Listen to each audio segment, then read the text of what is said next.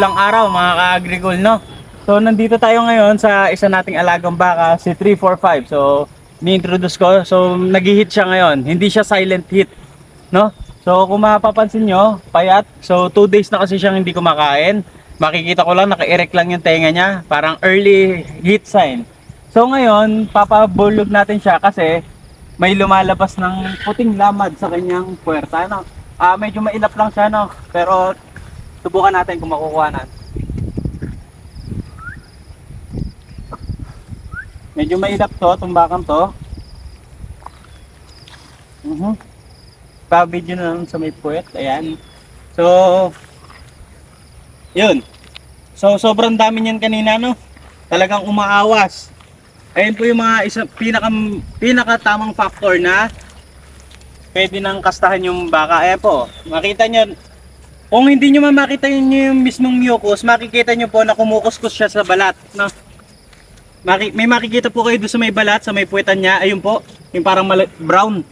Hindi po yung tae o dumi. Ayun po ay yung mucus discharge na nakuskus ng kanyang buntot, no? So, mamaya, dadalhin natin siya para ipabara ko.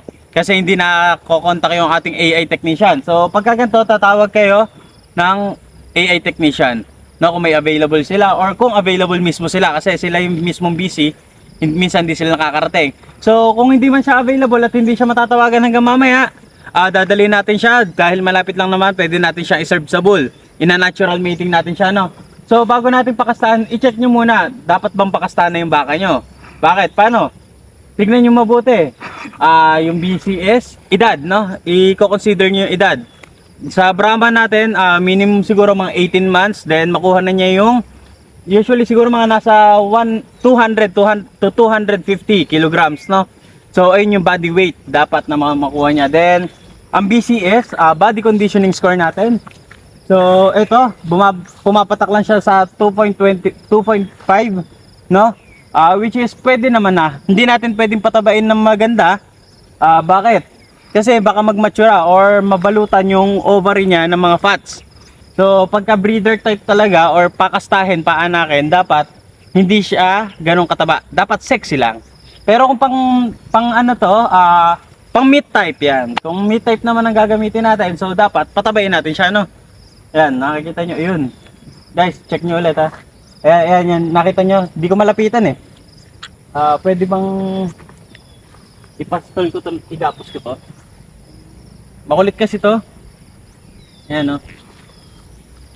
O, tignan nyo. So, makikita nyo to. Ito, talagang makulit yan. Pero, pagka nailagay mo yan sa bull, tanggal ang kulit yan. Kasi mananahimik yan. Standing hit na yan, no? Parang kayo, halimbawa, kayo, di ba, makukulit kayo sa bahay. Pagdating nyo sa inuman, mga tahimik lang kayo, di ba? Kasi may bull. Yan. So yun, check nyo ulit. Kung wala man kayo makita mucus discharge, pwede nyo i-check yung puwetan or yung buntot kung may mga kumukuskus na malagkit, no? Sa sitwasyon na to, buti hindi siya silent hitter, makikita natin siya kung nag-hit. Paano? Ayun nga, may lumalabas. Then kahapon, mga 2 days, yung early hit signs niya, hindi na siya kumakain. Irek lang yung tenga niya. Kaya makita nyo, humpak na humpak. Ganun lang. Parang gumagamit, no? Yan, so ang breed pa pala natin ito ay Brahman, no? Pure Brahman to. So halika, pakita natin sa inyo. Dadalhin natin siya dun sa ang tawag dito, sa may bull, dun sa kapitbahay na malapit, no? 345, hi. Hi naman dyan. O, di ba, nag-hi siya.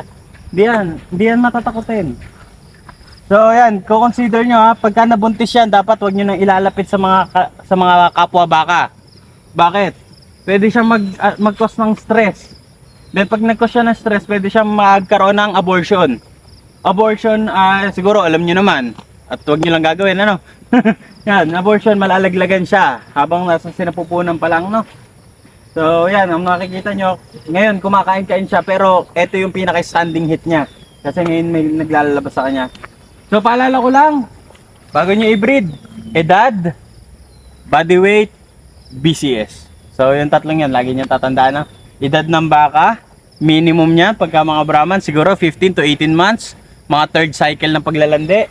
Pangalawa, yung timbang niya, So, dapat nasa 200 kilos hanggang 250 kilos bago mo siya i-breed. Pangatlo is BCS, Body Conditioning Score.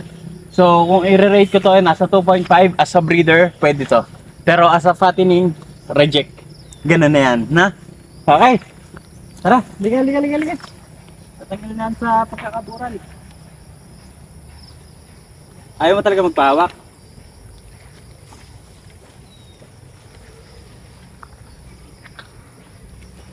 May sumpa yata. May sumpa. Si Mama Joy lang ang nakakahawak sa mga baka. Ayun.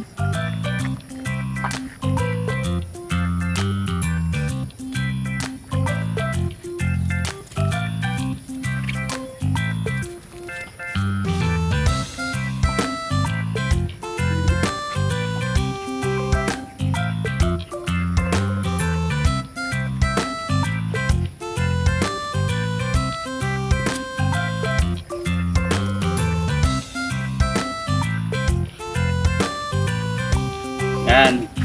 Buti na ako natin ang malapitan, no? Ingat lang din kayo sa mga puwitan. At yan, bigla-biglang umiikas na sipa. So, yan.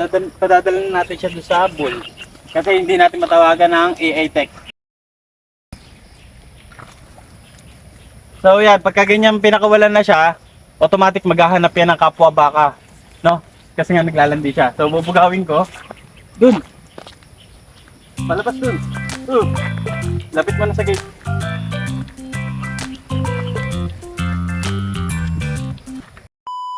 So, kung gusto nyo mas maraming matutunan, lalo na sa kahayupan, yan, tsaka sa paghahalaman, huwag nyo kakalimutan to like, subscribe, and share, and support our YouTube channel, Agri Cool Tayo!